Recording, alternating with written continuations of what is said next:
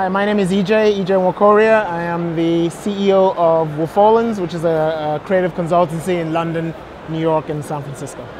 Yeah, so the intersection between brand and technology, I think there are two ways to look at that. One is the intersection between current trends in technology and current trends in branding. And the other one is just technology as a thing and branding as a thing. So branding and technology have always overlapped.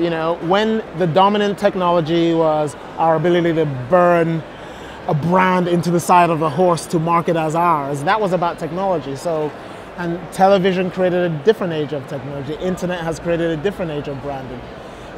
So branding and technology have always gone hand in hand, and the primary or dominant practices of branding have only ever been based on the dominant technologies of the time. So in that sense, they're inseparable. Now, having said that, there are trends in branding and trends in technology that sometimes go in opposite directions. I am definitely worried about the dominant trends in technology today, which are thickening the bubbles around which we live. And we've all talked about how we all know that our Facebook feeds are not a good snapshot of what's going on in the world. There are algorithms that have told me what it thinks I want to hear. That stuff's dangerous because it's beginning to inform the way we think about brands as well. And that's the stuff that I think we're going to have to make sure that in creating things for people, that we think about people first and technology and branding second. Branding is a human endeavor, and like all human endeavor, government, marriage, education, it's messy. It involves people, and it has to accept and acknowledge and embrace the unpredictability and messiness of everyday life. There are traditional ways that brands have always tried to project their image to the world. I think that's a real problem.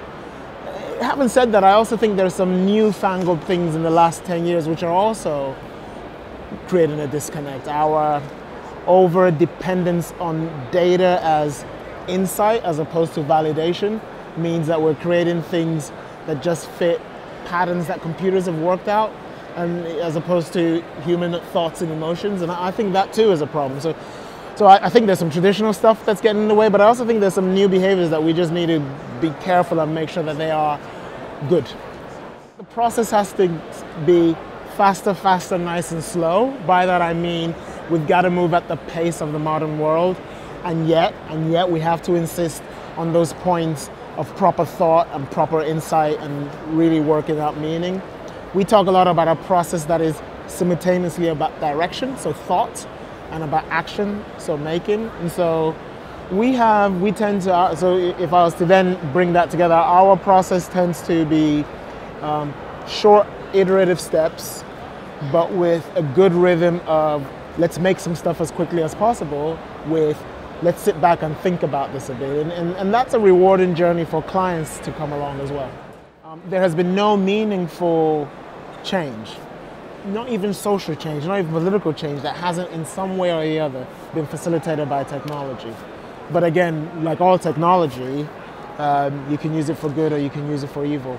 And so I think branding, certainly purpose and meaning, is important to shape the way we use technology, because every technology has the power to save the world and the power to ruin it as well.